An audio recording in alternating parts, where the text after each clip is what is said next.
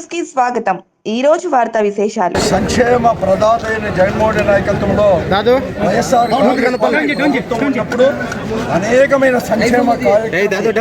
సంక్షేమ పథకాలను రూపొందించి ఏ రాష్ట్రంలో స్వాతంత్రం చేయని విధంగా కూడా 2019 నుంచి 24 లోపల చంద్రబాబు నాయుడు గారు 2014 నుంచి 19 5 సంవత్సరాలు ముఖ్యమంత్రిగా ఉన్నప్పుడు 20,000 కోట్ల రూపాయలు ఆ రోజు ప్రజలకు సబ్సిడీ ఇవ్వకుండా అంటే ఇసుకలకి ఇవ్వకుండా పెండింగ్ పెట్టింటే 2019లో జగన్మోహన్ గారు ముఖ్యమంత్రి అయిన తర్వాత వెంటనే ప్రజలపైన భారం వేయకుండా ప్రభుత్వమే చెల్లించింది 20,000 కోట్ల రూపాయలు.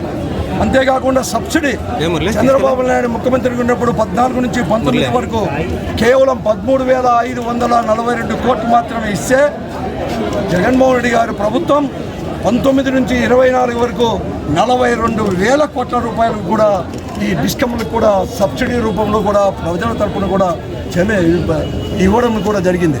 కానీ ఈరోజు ఇస్తానని చెప్పిన చంద్రబాబు నాయుడు గారు ఈ కూటమి ప్రభుత్వం మోసం చేస్తూ సూపర్ 6 హామీలు అయితే అమలు పరచకపోగా కరెంటు ఛార్జీలు కరెంటు కూడా ఎవరి కరెంటు వాళ్ళే ఉత్పత్తి చేసుకునే దానికి అవకాశాలు కల్పిస్తానని చెప్పి మాట ఇచ్చి ఇంకా కూడా ఏమాత్రం పెంచనని చెప్పి మాట ఇచ్చి దానికి విరుద్ధంగా నిన్న నవంబర్లో 6,042 కోట్ల రూపాయలు, అలాగే రేపటి నెల నుంచి జనవరి నుంచి 9,500 కోట్లు అంటే 15,450 కోట్లకు పైబడి ప్రతి ఒక్కరు కూడా అంటే ఇంతవరకు కరెంటు ఛార్జీ ఒక సామాన్యుడు 500-600 రూపాయలు కట్టే వాళ్ళు అందరికి కూడా వచ్చే నెల నుంచి జనవరి నుంచి 800 నుంచి 1,000 రూపాయలు కూడా కట్టే పరిస్థితిని ఈ చంద్రబాబు నాయుడు గారి యొక్క ప్రభుత్వం కల్పించింది. దీనికి వ్యతిరేకంగా మొన్ననే ఈ నెల 13వ తేదీ రైతాంగ సమస్యలను పరిష్కరించాలని చెప్పేసి ఈరోజు రైతు పండించిన ధాన్యాన్ని ప్రభుత్వమే కొనాలని చెప్పేసి పంటలకు కూడా గిట్టుబాటు ధర ఇవ్వాలని చెప్పేసి పెద్ద ఎత్తున కూడా వైఎస్ఆర్ కాంగ్రెస్ పార్టీ తరఫున కూడా రోడ్లలోకి ఇచ్చి ప్రభుత్వానికి హెచ్చరిక చేయడం జరిగింది. ఆధ్వర్యంలో కరెంటు ఛార్జీలు పెంచిన కరెంట్ ఛార్జీల పైన పెద్ద ఎత్తున ఈరోజు ర్యాలీ చేయడం జరిగింది. అదేవిధంగా ఇక్కడ ఎస్సీ ఆఫీస్కి వచ్చి ఎస్సీ గారికి వినతి అందించడం జరిగింది. కూటమి ప్రభుత్వం అధికారంలో వచ్చి 6 నెలలైనా కూడా చంద్రబాబు నాయుడు గారు అధికారంలో రాకముందు ఏవైతే హామీలు ఇచ్చారో సూపర్ 6 అని చెప్పి కరెంట్ ఛార్జీలు పెంచను ఏ విధంగా చెప్పారో అధికారంలో వచ్చి 6 నెలలైనా కూడా ఈరోజు ఇప్పటి వరకు కూడా ఆ మాటలన్నీ చెప్పి మోసం చేస్తున్న ప్రజల్ని మన చంద్రబాబు నాయుడుకి ఏ విధంగా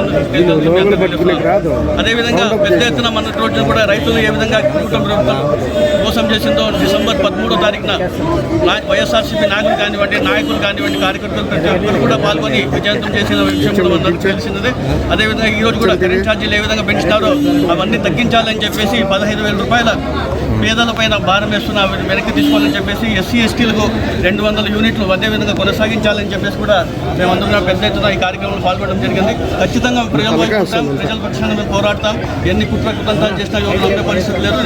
ఇదే పెద్ద ఎత్తున పెంచి ప్రజలను నయవంచనకు గురి చేసినటువంటి చంద్రబాబు నాయుడు కూటమికి బుద్ధి చెప్పే విధంగా ఈరోజు మా నాయకుడు జగన్మోహన్ రెడ్డి గారి నాయకత్వంలో జిల్లా అధ్యక్షులు అనంత వెంకటరామరెడ్డి గారి ఆధ్వర్యంలో ఈరోజు మేము సైతం సిద్ధంగా ప్రజల పక్షాన పోరాటం చేసేందుకని వేలాది మంది వైఎస్ఆర్ కాంగ్రెస్ పార్టీ నాయకులు, కార్యకర్తలు, ప్రజలు, మేధావులు, వివిధ ప్రజా సంఘాల నాయకులు అందరూ కలిసి పెద్ద ఎత్తున నిరసన ర్యాలీలు ప్రదర్శించి ఈరోజు భారీ ఎత్తున ఎస్సీ గారికి వినతి పత్రం సమర్పించడం జరుగుతూ ఉంది.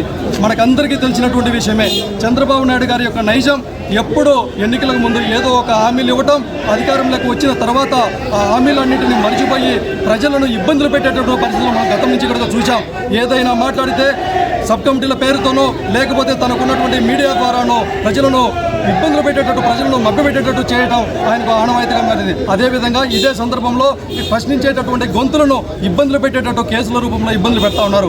దీనికి నిదర్శనమే దాదాపు 24 సంవత్సరాల క్రితం ఇదే విద్యుత్ బిల్లులను పెంచుతున్నారనే ఉద్దేశంతో దాన్ని నిరసన ర్యాలీలు చేసినటువంటి ప్రతిపక్ష పార్టీలైన వామపక్షాలు కావచ్చు, లేదంటే ప్రజలపైన కూడా గుర్రాలతో తొక్కించి